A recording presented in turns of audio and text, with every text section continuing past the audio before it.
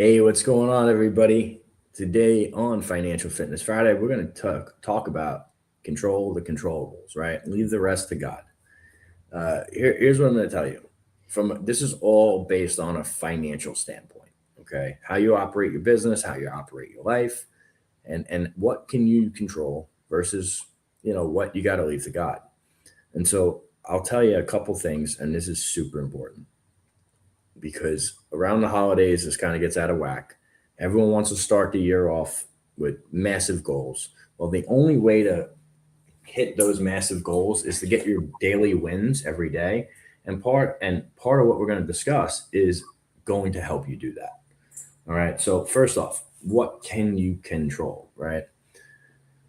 You can control the amount of hours you work for the most part. I know that sounds weird, but you can. All right. You can control your credit score to a degree. You can control your spending habits. Okay. And you can control your marketing efforts, right? Why to market? The average person doesn't need to worry about marketing efforts. Okay. But the business owner, the guy who wants to go from 1 million to 2 million, he needs to be all over that. All right. The business owner that wants to take his business from doing 2 million to 4 million, he has to control his credit because without the ability to have access to cash, without the ability to get leverage, okay, it's going to be very tough. And so this is what I mean. Now, what can't you control? Well, you can't control how many people come in any given day. You can't control who hits your ads, right? You can't control everything outside of what we discussed. But here's what I mean.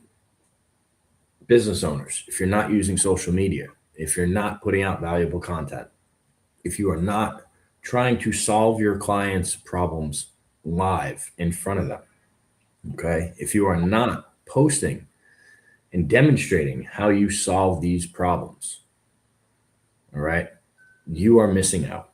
You are not winning. And you are actually at some point going to get beat by somebody who does understand that if they can demonstrate that they can solve the challenges for your clients, you're going to lose. All right.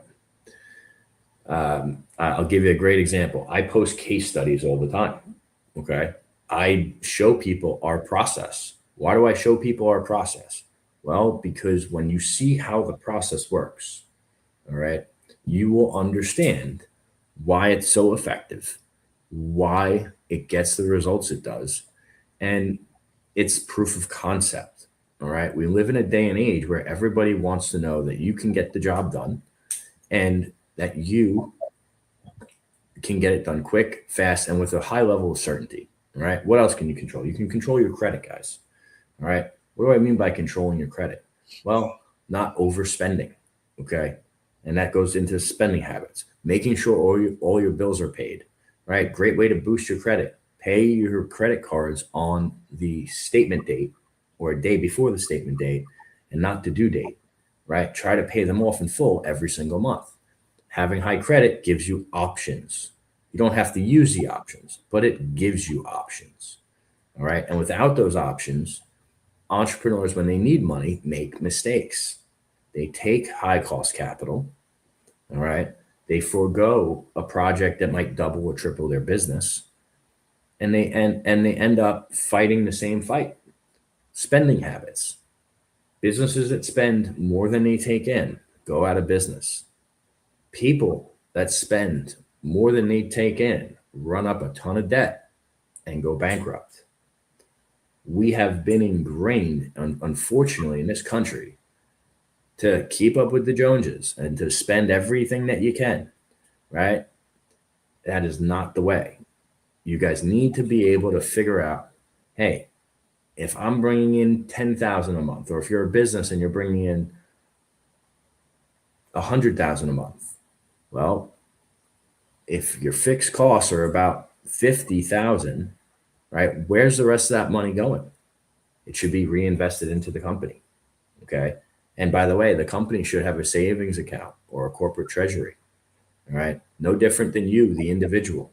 If you're bringing in 10,000 a month, You should keep your fixed costs around 5, 6,000. The rest should be saved or invested. All right. The guys that bring in 10,000 and spend 13,000, they're the ones that blow up. They're the ones that wind up in trouble. Okay. That is a massive problem that we have. And until we all address it, it's not going to go away. Dave, what are your thoughts on these things, controlling these controllables? Yeah, I mean, they still tie into to every other controllable that we talk about, man. I mean, you're spot on, but I still don't believe none of that gets done if you control your personal controllables, non-business, right? So in other words, what are you putting in your mind, right? What are you controlling? Just put those good things in your mind, and like you said in the beginning, let God handle the rest. What are you doing for your physical, right? Are you waking up and getting after it every day? Are you taking care of your body? And I know that doesn't have anything to do with the financial side, but it actually does. It does, bro. Because, I can prove it right now. Right, because it definitely, that's why I say most people don't think that it does, but it does. Because if you're not sharp, you're not going to be able to get after it. You're not going to have the focus. You're not going to have the grit when something goes wrong, because let's be real, things are going to go wrong. Okay. Like you were saying about things you can't control. Well, team member leaves, right? A critical team member leaves. Piece of tech goes down, right? You can't control those things most of the time. So what do? Do you get derailed, right? Because your mind's not locked in, because you're not doing the tangibles that takes to stay locked in? Or you're going to be like, all right, man, you know what? This was meant to happen, whether I like it or not. But what's the task at hand? What's the focus? You need to stay locked in and keep going. I mean, I think a lot of people's problems in general, it's just a lack of focus. It's too many distractions. You got social media up your butt like all day on your phone, not doing the right things. So how can you stay focused in order to run these plays that you're talking about? It's the old adage, man. Too much time on your hands. If you're not locked in on the calendar, it's the old adage. The idle mind's the devil's playground. Yep. I wanted to read something really good because I actually read this yesterday, and this is Romans 13 and verse 8 through 10. It actually goes really well with what we're talking about here, and I'm gonna get a little spiritual on you guys. I love it. Yeah, man. So this is love fulfills the law. Let no debt remain outstanding except the continuing debt to love one another. For whoever love others to have fulfilled the law. Let the commandments: you shall not commit adultery, you shall not commit murder, you shall not steal, you shall not covet, and for whatever command there may be, summed up in this one command: love your neighbor as yourself. Love does no harm to a neighbor. There is love in the fulfillment of the law. Okay, but talking about here, read that first verse. Let no debt remain outstanding. I think it ties together a little bit with what we're talking about. Not completely, but it is. It all goes hand in hand, man. Yeah, I agree. So, what I would say is this, guys. I love that, dude. You have to focus is a big part, but being back to like what you can control and how physical fitness and what you put into your body dictates how you perform. Okay. First off, if you are a face-to-face business, okay, there's a higher trust factor when people are in shape and they take care of themselves. That's the truth, guys. I didn't make that up. It's the truth. Okay. You are more likely to do business and trust somebody that is in shape, that is presentable, and dresses the part, looks the part, than somebody that is overweight, all right, or dresses sloppy. Two, when you are unhealthy, okay, you do not have the same level of energy, right? That same level of energy. So if you get tired after working from, let's say, 9 to 1, but I can go from 9 to 7, 9 to 8, and I can keep my energy levels up the entire time, I'm going to be way more impactful. All right. On top of that, selling is a transfer of energy. All right. So if you're mopey, if you're in a bad mood, right, you are not going to have that type of energy that you can take care of what you need to take care of. All right. So physical fitness, mental fitness is a big part of this. And when I say mental fitness, again, selling is a transfer of energy. So your state, if you're in a bad mental state, right, you're not going to be closing a lot of deals. You are not going to be as successful as you need to be. So when we talk about controlling the controllables, while yes, from a financial aspect, all right, good financial habits, controlling your credit, controlling your marketing, controlling the hours you work, that's going to move the needle from a money standpoint.